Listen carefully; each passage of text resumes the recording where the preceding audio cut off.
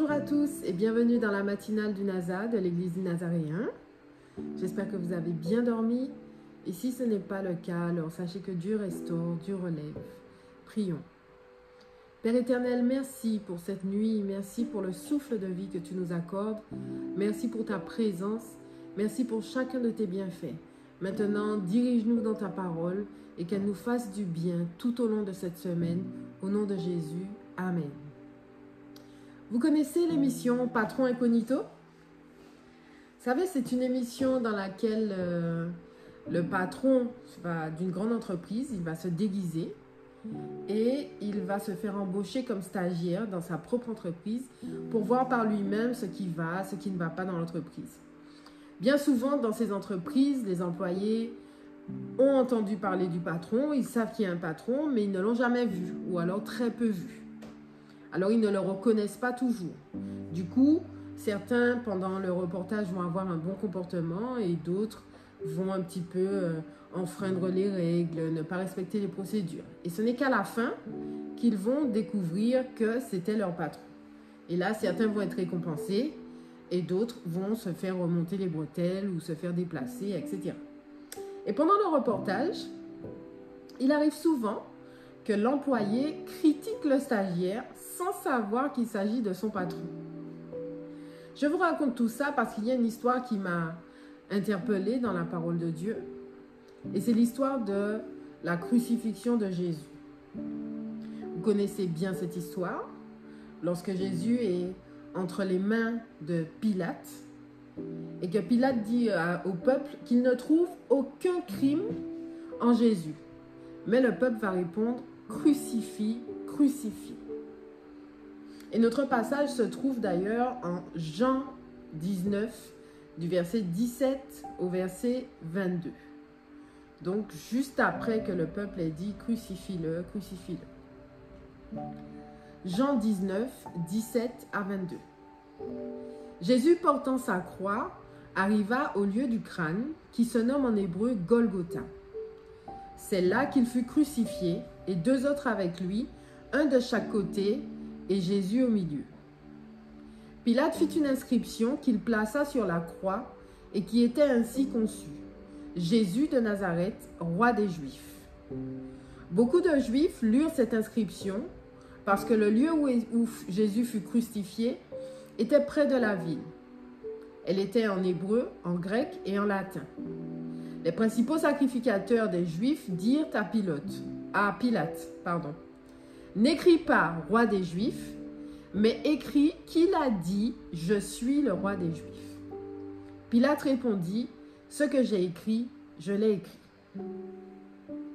Lorsque Pilate a écrit justement l'écriteau Jésus de Nazareth, roi des Juifs, ou encore dans un autre évangile, celui-ci est le roi des Juifs, la parole dit que beaucoup de Juifs ont lu cette inscription parce que Jésus a été crucifié dans un lieu passant près de la ville.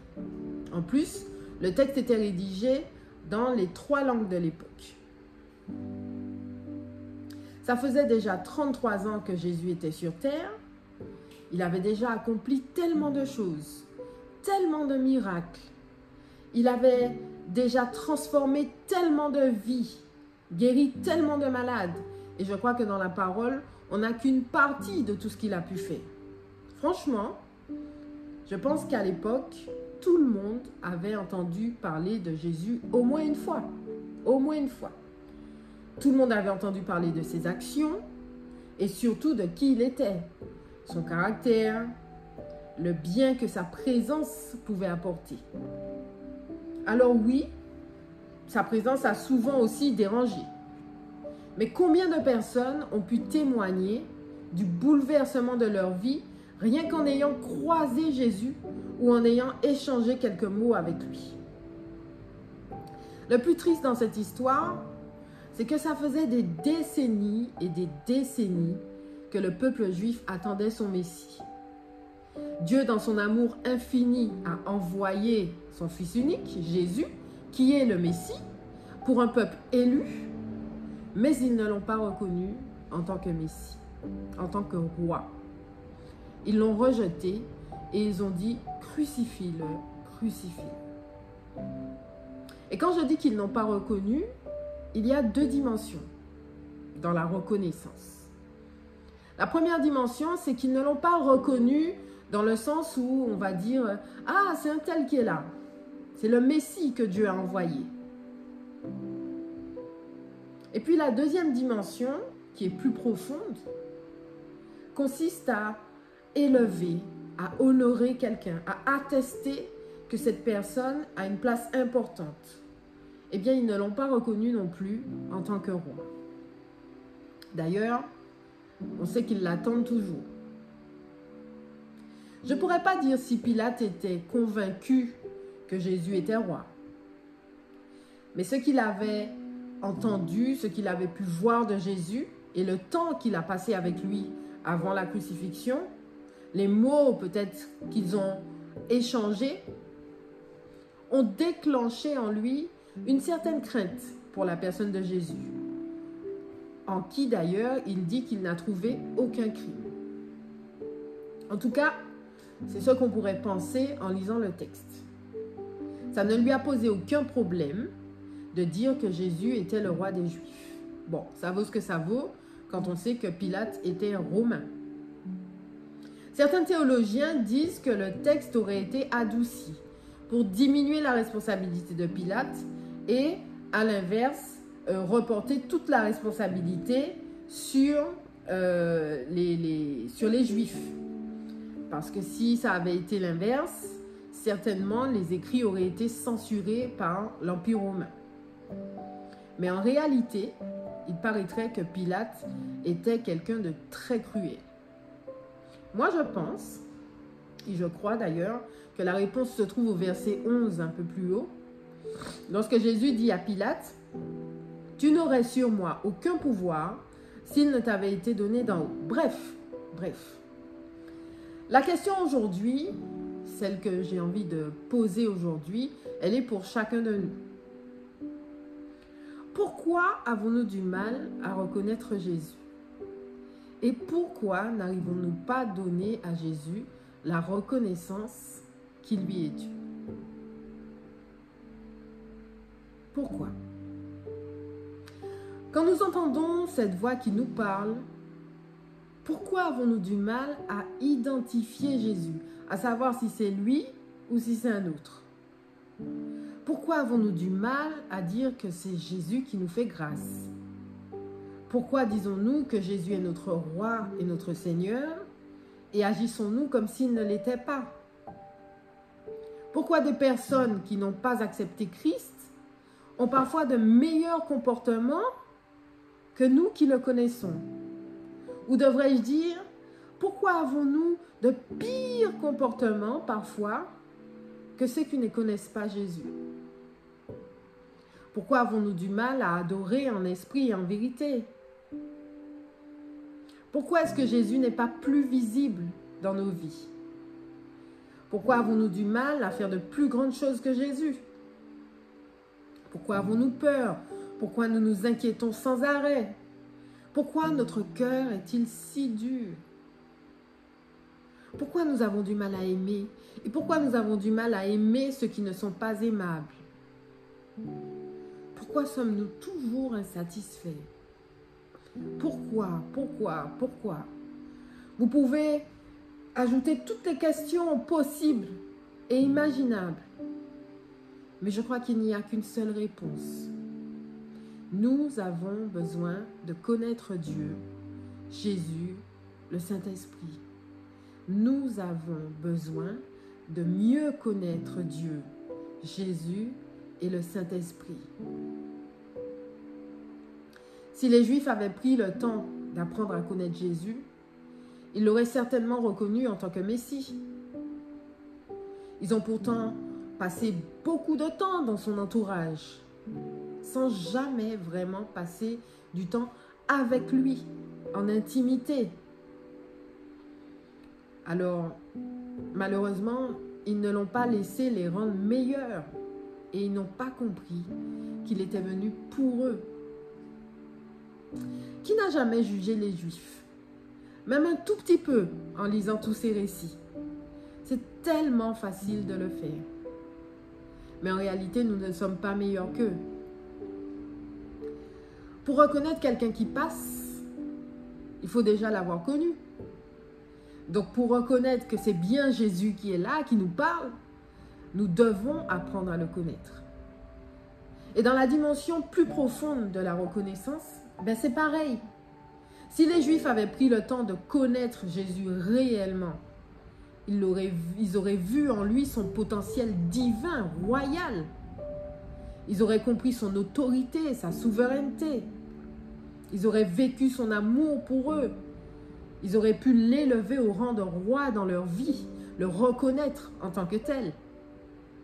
Ne les juge pas. Estime-toi heureux, car à cause de cela, la grâce s'est étendue jusqu'à toi et moi. Merci Jésus. Si tu veux reconnaître Jésus, sa voix, sa présence, sa main, si tu veux qu'il soit reconnu en toi, et si tu veux l'honorer comme le roi de ta vie, commence par apprendre à le connaître. Passe du temps avec lui, dans la prière, dans la lecture de la parole, dans des recherches. Et puis parfois, juste écoute. Prends le temps d'observer, ne sois pas pressé. Regarde ce qu'il fait dans ta vie. Vois comment il réagit dans telle ou telle situation. Relève les défis qu'il te lance. Prends des notes. Et puis quelquefois, juste admire-le. Contemple ses œuvres. Sois reconnaissant. Recherche son approbation. Laisse-toi guider dans son amour, dans sa justice. Discute avec lui. Sois vrai, sois sincère. Sois ferme dans tes sentiments envers lui. Et si tu échoues, eh bien recommence. Tu as tellement à gagner, à apprendre à le connaître. Et personne ne peut le faire à ta place. Personne.